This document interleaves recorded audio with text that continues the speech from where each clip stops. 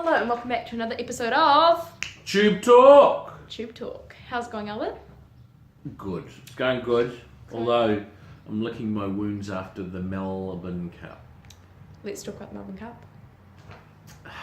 I knew the Caulfield Cup form was suspect. I thought it was suspect. You know, and I did narrow it down to the right sort of handful of horses, but I just didn't pick the right ones on top. Remind me, every year I say it, never back a foreign jockey in the Melbourne Cup. And for some reason, I still backed Frankie Dettori, and he sat 3 wide in the open, like I knew he was going to. So I need to be reminded, don't back a foreign jockey in the Melbourne Cup, and don't back horses 8 years or older. Good to know. Back a male horse, and we'll narrow the field down and we'll get it right next year. This is very sexist, racist and ageist, I must say. Moving on. Last week, mildly in relation to the Melbourne Cup, potentially, Yeah. we had Alward who ran 4th in Melbourne. Yeah, he ran 4th on the Lexus Stakes, and if he'd won the Lexus, he would have raced in the Melbourne Cup. And as it turns out, I think it's been a good thing. He was at the end of a very long campaign. He ran very well. He burst through the gap. He sprinted to win the race, and he just peaked on his run 100 metres out. Now, that's not to say he doesn't get that distance and further. It's more likely to be just the end of a long campaign and just not quite at his peak. So he's had a tremendous campaign. He's won over $250,000 Australian dollars. He goes to the paddock now, and we will prepare him for the Sydney Cup and the Chairman's Handicap through the championships in the autumn. Mm-hmm. And related to Alward, we purchased last week another stayer from the Northern Hemisphere. Very similar profile, handful of starts. One is maiden by 4.5 lengths over ground. Has placed over 1,400-1,600 metres. Has form on good tracks. Same profile as Alward. He's fully subscribed, and he'll be heading down to Australia next month and should be racing next April, and really excited about him. Cool. And we also had Dawn Pass who ran 4th at Awapuni. Very brave. Wasn't one of Danielle's better rides. She didn't get him across, and she ended up being 3 wide the trip over 2,100 metres, which is very, very tough. But he just kept coming and ran 4th. Really good run. I think if it had a bit of cover, he could have won the race. So he's going to go forward, and he's going to race next Thursday at Awapuni. And with a better draw, he can be right in the thick of it. Awesome. And this week we have got 6 runners, if I'm not mistaken, running. We will start off at Avondale, race 2, Running Man.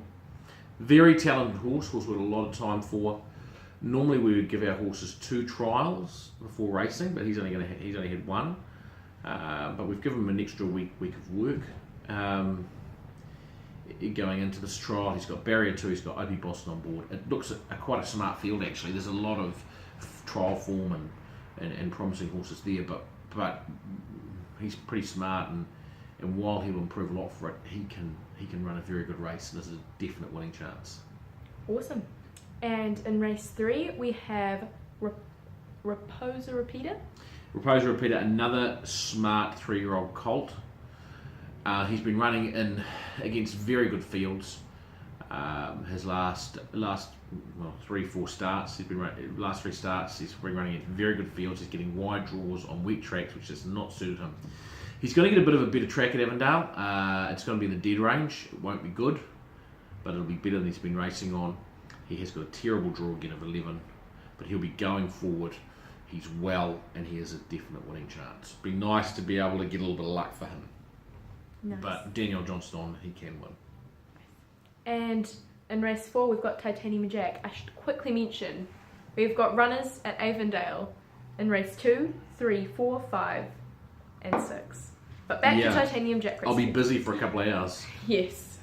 Titanium Jack, named after the great Jack Allnut.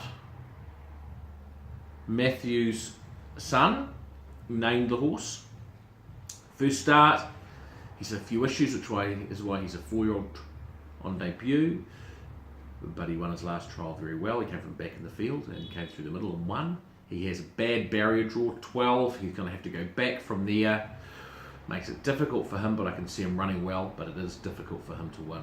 But I wouldn't be surprised to see him go in a very good race. Awesome. And race 5, we've got Beltesta. Beltesta has had 2 starts back this time. It was always going to be better this preparation. She won fresh up, and then she went up a grade and ran 4th over a mile. She's a stayer, so she steps up to 2100 metres. If she had drawn barriers 1 to 7, I would have said she has a very good winning chance, but she's drawn barrier 12. So she's probably going to have to be ridden conservatively, which means she'll have many lengths to make up from the 700 metres, which will make it difficult for her. But I believe she is probably the best horse and most progressive horse in the race. So she's certainly one to follow, and if breaks come her way, she can be in it. But it'll just depend on the luck in the running. And Sam Collett, very informed Sam Collett rides.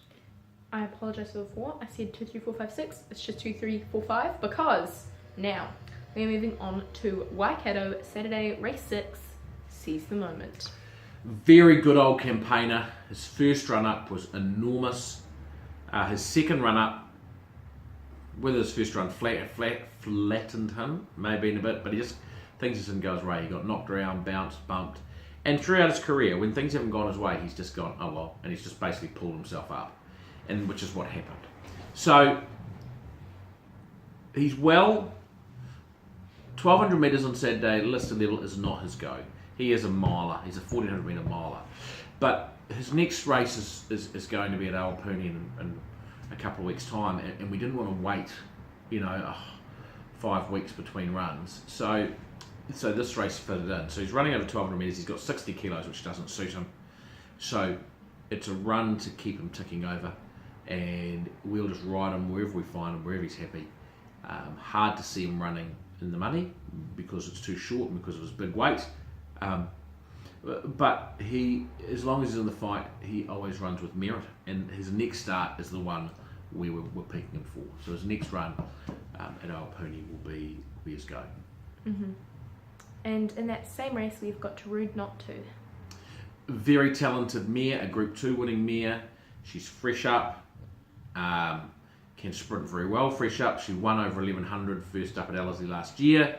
She has the bottom weight of 54 kilos. It's a listed race, it's a competitive field as you guess. She's an on-speed runner, so while she's drawn wide, she's likely to end up somewhere on the speed. And with only 54 kilos on her back and the others giving her weight, she can give them a bit of a merry dance, I think. And she can. I wouldn't be surprised to see 2 things. I wouldn't be surprised to see her kick and win, and I wouldn't be surprised to see just a little blowout the last little bit for her being fresh up. So plenty of improvement with her as we aim some summer targets, but she's come up very, very well. Mm-hmm. And finally, it is Bet of the Week. Drumroll please. Signify, running at Riccarton, Saturday, race 5. So he's in the Pegasus Stakes, which is a listed 1,000 metre race. And I think it's a terrible field.